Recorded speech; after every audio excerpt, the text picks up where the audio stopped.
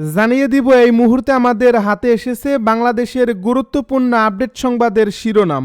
শুরুতেই থাকছে রাজশাহীতে স্বেচ্ছাসেবক লীগের নেতার বাড়ি থেকে 444 বস্তা সার জব্দ। এদিকে ফেব্রুয়ারিতে নির্বাচনের সব প্রস্তুতি সম্পন্ন করছে বিএনপি, বলছে বিএনপি নেতা রিজভী। আরও থাকছে জরুরি সংবাদ সম্মেলন ডেকেছে 12 দলীয় জোট। এদিকে জার্মান থেকে এয়ার অ্যাম্বুলেন্স পাঠাচ্ছে কাতার। সব শেষে জানিয়ে দিব মার্কিন নিষেধাজ্ঞাকে মানবতার বিরুদ্ধে অপরাধ আখ্যা ইরানের। এতক্ষণ শুনছিলেন হাতে থাকা আপডেট সংবাদের শিরোনাম, এবারে বিস্তারিত। তবে তার আগে অনুরোধ রইল ভিডিওটিতে একটি লাইক এবং কমেন্ট করে জানিয়ে দিন ভিডিও সম্পর্কে আপনার মূল্যবান মতামত। আরও জানিয়ে দিন ভিডিওটি কোথা থেকে দেখছেন বা কোন জেলা থেকে দেখছেন। রাজশাহীতে স্বেচ্ছাসেবক লীগ নেতার বাড়ি থেকে 444 বস্তা সার জব্দ। রাজশাহীর বাগমারা উপজেলায় স্বেচ্ছাসেবক লীগের এক নেতার বাড়ি থেকে 444 বস্তা সার জব্দ করা হয়েছে, যেগুলো অবৈধভাবে মজুত করা হয়েছিল বলে ভাষ্য প্রশাসনের। বৃহস্পতিবার রাতে উপজেলার ভবানীগঞ্জ পৌরসভার দানগাছি গ্রাম থেকে সারগুলো জব্দ করা হয় বলে জানান বাগমারা উপজেলা কৃষি কর্মকর্তা আব্দুর রাজ্জাক। জব্দ করা ওই সারের মালিক ওয়ারেস আলী, পৌরসভার 4 নম্বর ওয়ার্ড স্বেচ্ছাসেবক লীগের সহসভাপতি। তিনি খুচরা সার বিক্রি করেন। গত বছরের 5 অগাস্ট ছাত্র জনতার উপর হামলার অভিযোগে গ্রেপ্তার হয়েছিলেন ওয়ারেস, পরে জামিনে মুক্ত হন। কৃষি কর্মকর্তা আব্দুর রাজ্জাক বলেন, খুচরা সার বিক্রেতা হিসেবে ওয়ারেসের নিবন্ধন আছে। ডিলারদের কাছ থেকে সার কিনে দোকানে রেখে খুচরা বিক্রি করতে পারবেন তিনি। তবে বাড়তি মজুত করা রহস্যজনক এ ঘটনায় থানায় মামলা করা হয়েছে। সমন্বিত সার নীতিমালা ও সার ব্যবস্থাপনায় বলা হয়েছে, অনুমোদিত ডিলার পয়েন্টের বাইরে সার মজুত বা রাখা যাবে না, যা ওয়ারেস অমান্য করছেন বলে জানান তিনি। ফেব্রুয়ারিতে নির্বাচনের সব প্রস্তুতি সম্পন্ন করছে বিএনপি, জানালো রিজভী। বড় ধরনের সংকট না হলে সরকার নির্ধারিত ফেব্রুয়ারি মাসে রমজানের আগেই নির্বাচন অনুষ্ঠিত হবে এবং বিএনপি সেই নির্বাচনে অংশ নেওয়ার জন্য সব প্রস্তুতি সম্পন্ন করছে বলে জানিয়েছেন বিএনপির সিনিয়র যুগ্ম মহাসচিব রুহুল কবির রিজভী। শুক্রবার জুমার নামাজ শেষে কুড়িগ্রাম শহরের সর্দারপাড়া জামে মসজিদের সামনে সাংবাদিকদের এক প্রশ্নের জবাবে তিনি একথা জানান।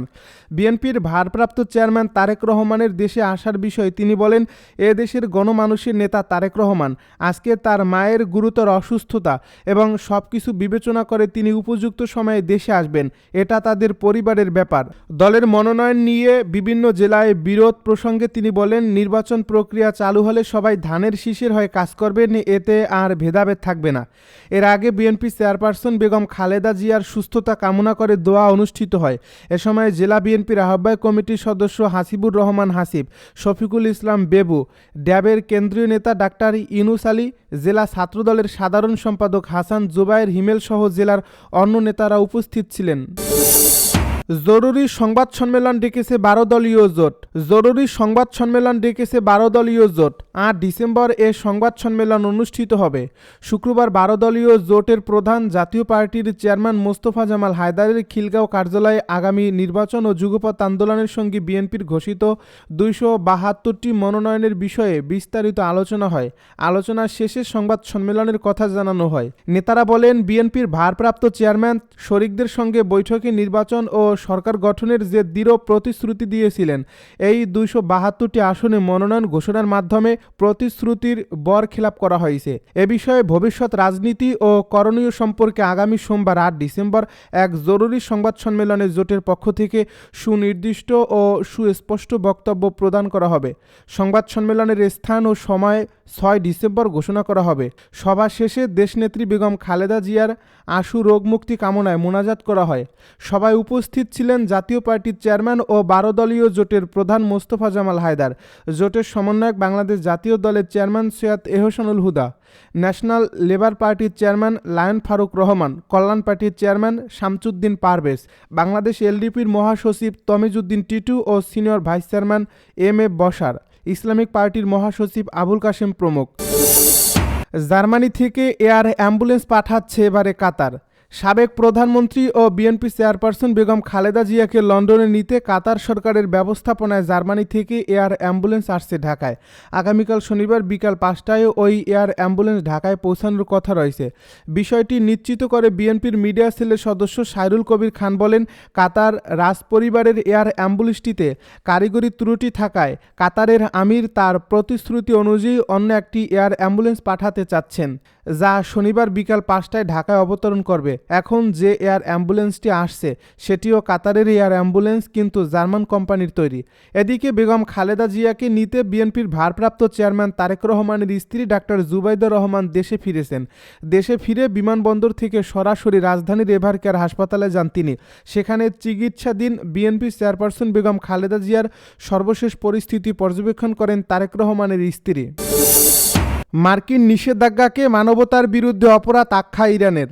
ইরান যুক্তরাষ্ট্র আরোপিত একতরফা নিষেধাজ্ঞার তীব্র নিন্দা জানিয়ে সেগুলোকে অবৈধ, অমানবিক এবং মানবতার বিরুদ্ধে অপরাধ হিসেবে উল্লেখ করছে। সদ্য প্রতিষ্ঠিত একতরফা বাধা নিষেধকারী আন্তর্জাতিক দিবস উপলক্ষে বৃহস্পতিবার সামাজিক যোগাযোগ মাধ্যম এক্সে দেওয়া এক বিবৃতিতে এ অবস্থান জানায় দেশটির পররাষ্ট্র মন্ত্রণালয়। পররাষ্ট্র মন্ত্রণালয়ের মুখপাত্র ইসমাইল বাঘাই বলেন, জাতিসংঘ সাধারণ পরিষদের গৃহীত রেজুলিউশন ৭৯-২৯৩ অনুযায়ী চলতি বছর থেকে ৪ ডিসেম্বরকে একতরফা বাধা নিষেধকারী বিরোধী আন্তর্জাতিক দিবস হিসেবে পালন করা হচ্ছে। এই দিনটি আবার ১৯৮৬ সালের ৪ ডিসেম্বর গৃহীত উন্নয়নের অধিকার বিষয় ঘোষণার সঙ্গেও যুক্ত। বাঘাই জানান, জাতিসংঘ নিরাপত্তা পরিষদের অনুমোদন ছাড়াই আরোপিত একতরফা অর্থনৈতিক, আর্থিক ও ব্যাংকিং নিষেধাজ্ঞা জীবন, স্বাস্থ্য, শিক্ষা ও উন্নয়ন সহ মৌলিক মানবাধিকার লঙ্ঘন করছে। ইচ্ছাকৃতভাবে জনজীবন ও সাধারণ মানুষের কল্যাণকে নিশানা করায় এসব নিষেধাজ্ঞা কার্যত মানবতার বিরুদ্ধে অপরাধ। তিনি বলেন, উন্নয়নশীল দেশগুলোর জনগণের উপর অবৈধ ও অমানবিক নিষেধাজ্ঞা আরোপের মাধ্যমে যুক্তরাষ্ট্র এ ধরনের অপরাধ করেছে এবং এজন্য তাদের জবাবদিহির আওতায় আনা উচিত। দশক জুড়ে যুক্তরাষ্ট্র ইরানের বিরুদ্ধে ব্যাপক নিষেধাজ্ঞা বজায় রেখেছে, যার পেছনে তেহরানের শান্তিপূর্ণ পারমাণবিক কর্মসূচি সম্পর্কে ভিত্তিহীন উদ্বেগের কথা বলা হয়। ২০১৮ সালের মে মাসে প্রেসিডেন্ট ডোনাল্ড ট্রাম্প একতরফাভাবে পরমাণু চুক্তি থেকে সরে দাঁড়ানোর পর কঠোর নিষেধাজ্ঞা পুনর্বহাল করা হয়, যদিও চুক্তির সব শর্তই পূরণ করেছিল ইরান। নিষেধাজ্ঞার কারণে ইরানের জন্য প্রয়োজনীয় ওষুধ, সরঞ্জাম ও চিকিৎসা উপকরণ আমদানির পথ মারাত্মকভাবে ব্যাহত হয়েছে। মানবিক পণ্য নিষেধাজ্ঞা মুক্ত ওয়াশিংটন ও তার পশ্চিম মিত্রদের এ দাবি সত্ত্বেও বিগত বছরগুলোতে হাজারো রোগী প্রয়োজন চিকিৎসা না পেয়ে মৃত্যুবরণ বা গুরুতর জটিলতায় ভুগছে। ইরানি কর্মকর্তাদের অভিযোগ, এসব পদক্ষেপ সাধারণ নাগরিকদের সমষ্টিগতভাবে শাস্তি দেয় এবং দেশের সামাজিক অর্থনৈতিক উন্নয়নকে বাধাগ্রস্ত করে।